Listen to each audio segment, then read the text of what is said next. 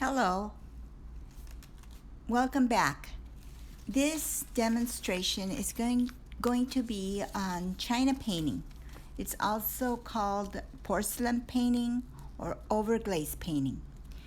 I have already painted it once. I painted this roses on porcelain. It's fired in a kiln, so now I can touch it and nothing is going to get smeared. So mainly the lesson is going to be on painting foliage, leaves. I did take some photographs and I used it for inspiration. I took this photo and I really like this bud. So I used that bud for an inspiration to do this bud right in this area. And also, I wanted to show the different types of leaves that can be painted. Like, for example, this one over here, that edge there is kind of turned over.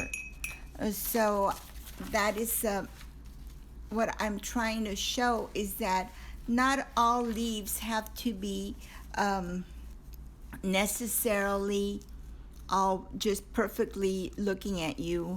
Some of them can have like a tipped curve, and this is kind of like what the turn back leaf, which is what that is going to be. So I try to encourage you to paint them each one a little bit different. This one, it's a smaller size, and this it would be like a leaf that is on its side, but it's kind of turned. Also, it's turned back, so it's almost, think of it like you're looking at the profile of it like this. See, it's like so kind of like what happens in real life. Now this ones down here are, sometimes we don't show in real nature, you don't see the whole leaf. This leaf here is just partial. And then we see this one's, it's a little bit kind of foreshortened, so it's a little different shape. So trying to get it to be a little more organic looking. Also, I think sometimes they're not always just three, sometimes there's more than three, most, not just sometimes, but many times. Okay, so now I'm going to show you how I think this one, I'm going to have 4 small ones. And that's now to be honest with you, I do not always sketch them out like I am right now, but I wanted to do it so that you could see and that you can use it as a guide. When I started, I did do it where I sketched them out. Now I just paint them, but I wanted you to see so that it could be easier when you want to do it. All right, also the reason that I'm able to write on this porcelain plate is because there's kind of a tooth already. All of this here was already fired, so that is why I'm using just a regular pencil. Now if it's not fired, if it's plain slick like this, you can use one of those wax pencils, and then it will stick to it. Okay, so just a few things I wanted to mention. All right, so I'm going to show you also the palette, and my paints are already mixed. I just used this big tile, and I'm using 3 values of green, because it's going to mainly be green, a little bit of brown, a light chartreuse, a royal green or a medium green, and the black green, and a tiny we may use some blue. I'm not sure yet if I'm going to get that far. Okay, so here we go. I'm going to use the dark value here to get into the corners, like in between these 2 leaves. I'm coming in and almost using that to separate. those two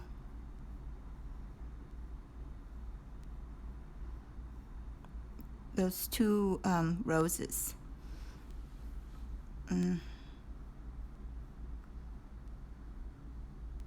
Now these were 3 leaves that I did already paint. They'd already been fired in a kiln. So I want to do a little bit of shading in here. So that sets this one back, and this one is on top of that. Okay. Now I put just a tiny bit of brown in the corner of my brush because I thought a little bit of brown would look kind of pretty next on that tip, next to that yellow.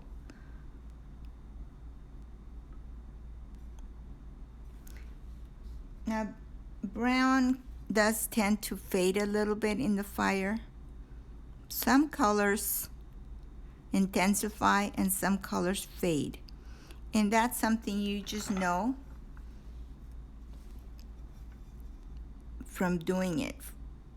Now, see, I'm coming in and making a vein right there.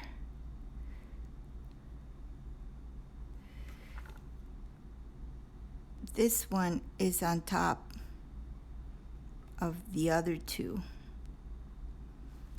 Okay, so now I'm coming here with a chartreuse.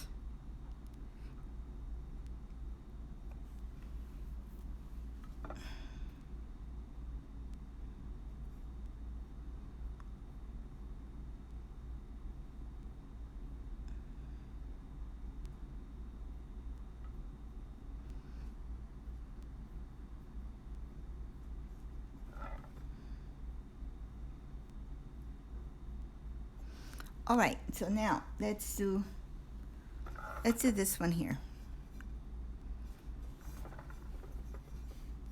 Let's see if you can see it.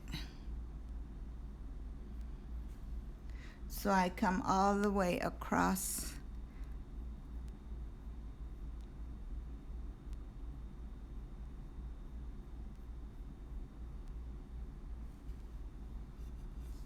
I don't know if you can see that. I'm sorry.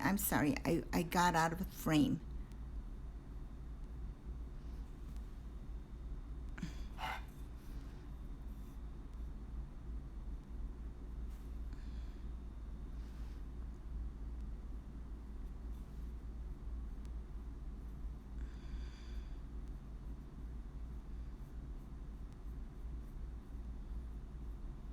Now, although this area is not a leaf, it would be considered the negative space around the leaf, or the leaves, plural.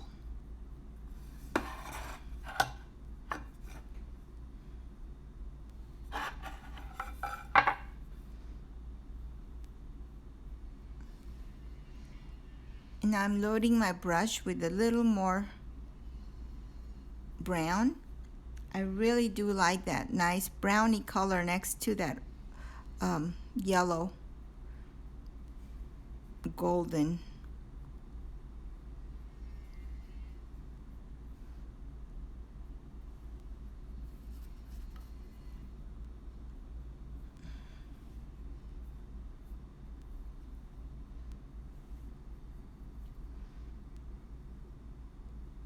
Now, if you notice, I'm giving kind of longish sweeping strokes towards the middle of that leaf.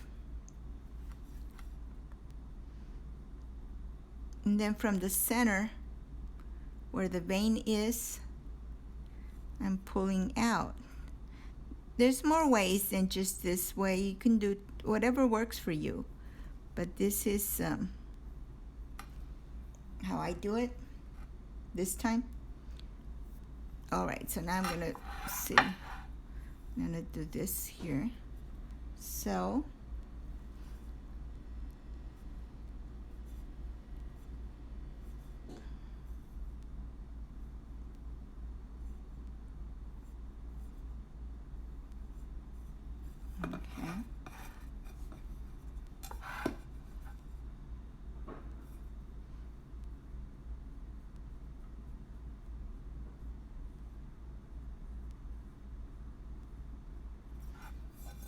Now you want to move your piece where it's comfortable for you. See, I want to reach this corner or the tip of that leaf, so I'm painting, usually for the most part, I'm painting towards me.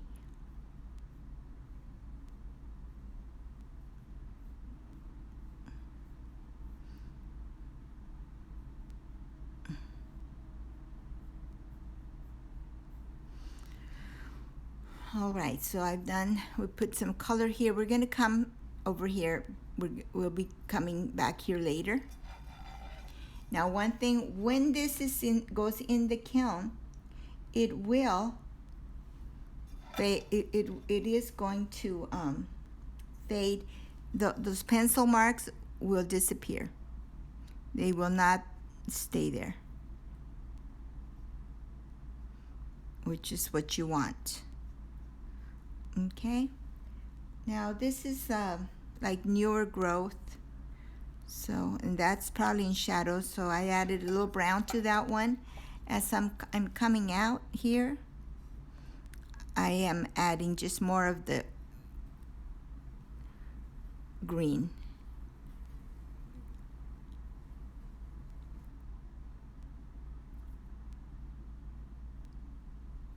Now when you paint, keep in mind that you want your brush to be chiseled. See how it's not raggedy? Okay, that's what you want to paint with. If you don't do that, then you're not going to paint a very nice, smooth texture. And believe it or not, that seems like it's an obvious thing, but I had to learn the hard way, because I was never getting it. I was getting very messy, brushy looking leaves. And one day I went to a China show, and this artist was painting her leaves, and they were so beautiful and so smooth. And I was thinking, now why am I not able to paint that way? Then I thought, okay, I'm gonna see what she's doing different than what I usually do. And as soon as I asked myself that question, I realized that her brush was so smooth and chiseled. And I did that. And from then on, it made a big difference. So I'm giving you a little shortcut so that you can address that before you have to, when you figure out through trial after trial. Okay? All right, so now, before we fire it, you want to hang on to your lights. So this is another leaf.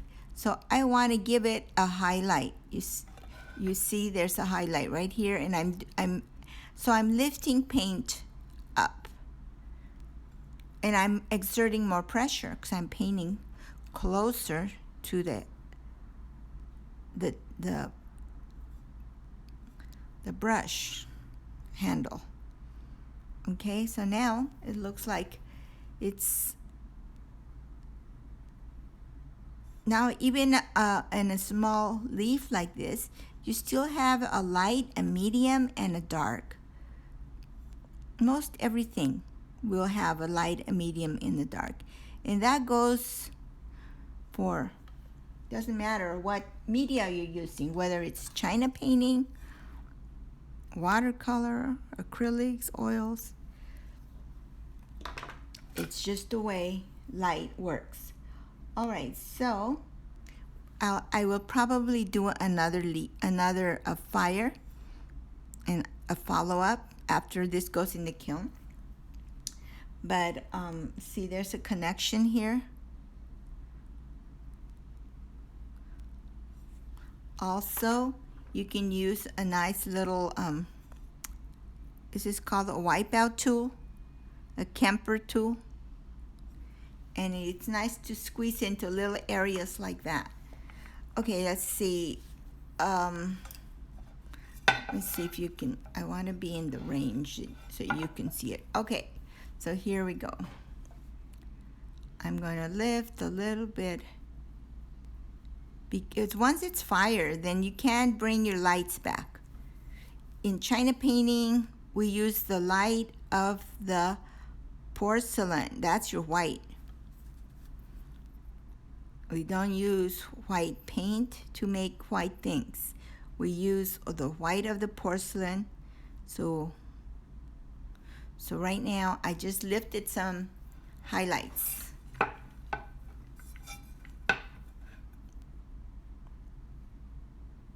I'm going to lift a little more here. And I start from the side to the middle. Okay, now you don't have to try to do the whole thing, because you're gonna have a few chances. You can come back to it. Okay, I am going to add now a little bit of blue to my brush, and I'm going to start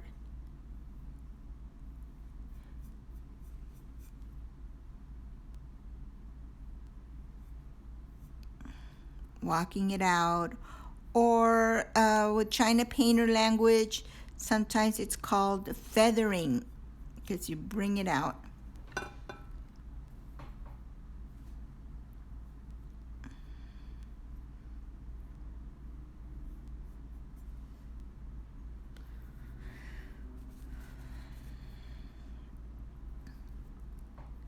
And it's a beautiful thing to see those cool colors next to the yellow, to the warm golden yellows. Now, when I do my feathering or background colors, I like to make them, not always, but sometimes I like to make them look like they are shadows, or they are foliage in the background, shadow leaves, so that when you paint, simulate shadow leaves, you don't see the veins, right? Because they're shadows. So what I'm doing this right now, it's called carving, because I am lifting some paint.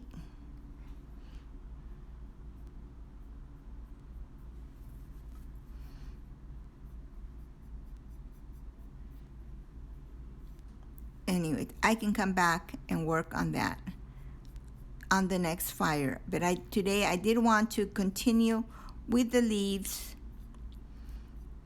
and show you how to make that bud. I'll be giving you another lesson on buds.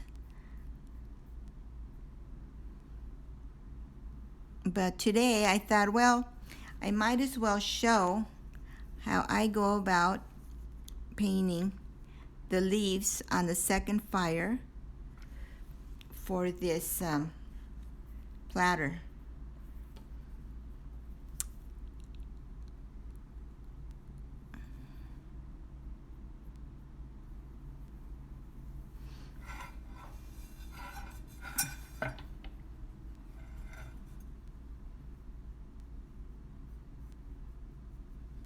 All right, now let's address this bud. Now, whenever you paint a bud, you want to also have a light, a medium, and a dark. I'm going to a smaller brush right now, and yeah, and always paint the appropriate size.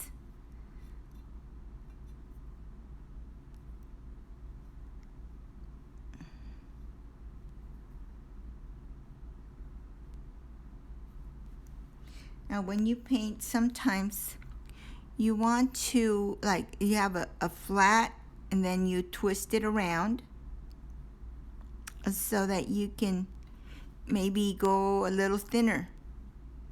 So you just twist your brush, and right here you just go flat and you pull. And some of these, this one's kind of fun to paint because the calyx is very long on some of them. So I'm going way out here. I'm actually painting it smaller than it was in real life. It was very out there. All right, so that's the. Now at this point, since I'm just doing the greenery, I'm just going to do that. I may, if I have time, I may do the bud, but I didn't mix paint. Maybe I did mix paint. Got some paint right there somewhere. Okay, so I'll be doing the inside of where the rose petals are in that bud. But see, even the bud, it's got light, medium, dark. It's not all solid one value. So you want to give a little bit of light. Okay, so now let's see this one. Let's see, this is a turn back one. Oh, and this one also is a turn back right here, just to make it a little more interesting.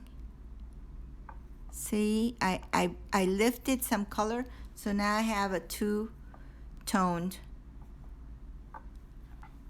side looking one. All right, so now this one,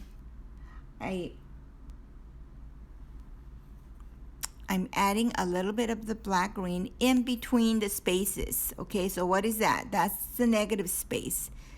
That's the terms we use in art when you're painting in the spaces around your subject.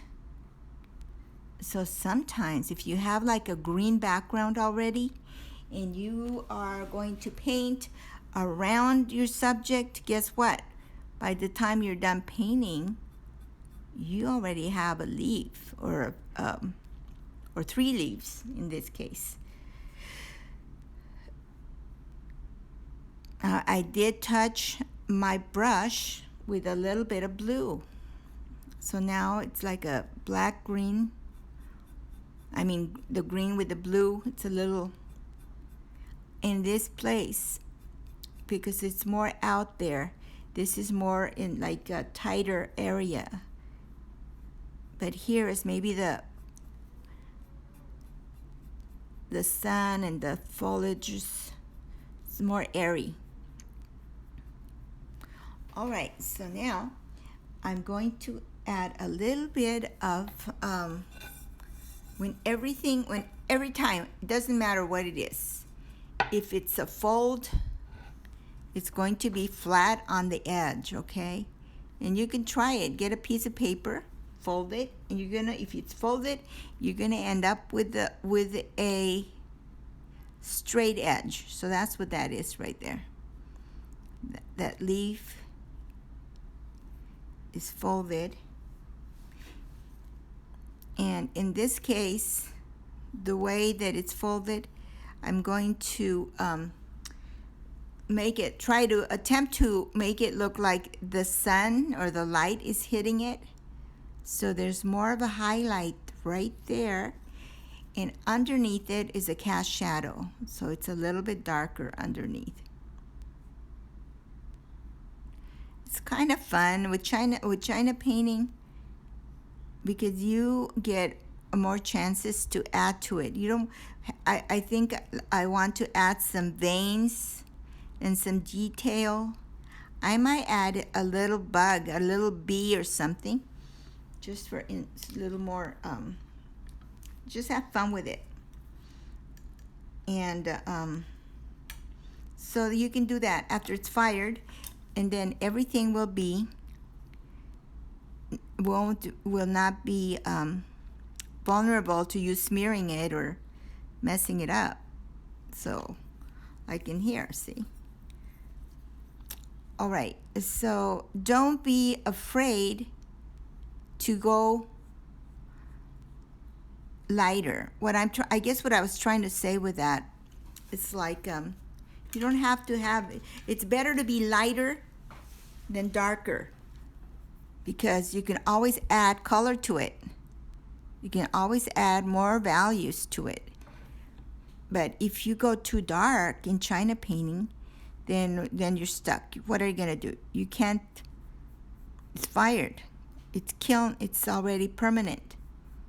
And some of those paint, you think about it, it's beautiful, but it's not gonna go away. It's gonna be permanent. Some of those antiques that you see at the antique stores or are already they look, the colors are so vibrant, they look as good as new, but they've been fired, so they're very permanent. Okay, so this is kind of light, so that's going to be an example where I'm going to leave it alone. I'm going to come back to it next week. Now that pencil mark there, I'm just going to leave it because it's going to disappear because it's a pencil, but at least I'll have the space to paint it. I think this is going to be it for the leaf lesson for today. Let me give it a little bit more highlight here. And try it at home, then fire it, and I'll see you on the Zoom lesson to see, so I can give you an opinion on how you did, and if you have any questions.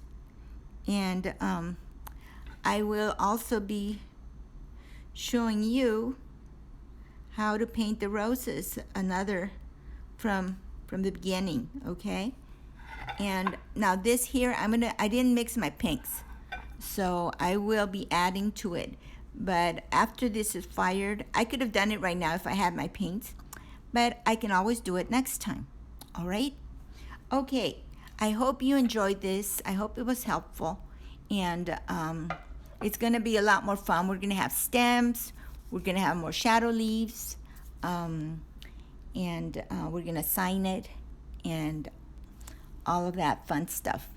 Okay, well, thanks for watching, and I will see you soon. Bye.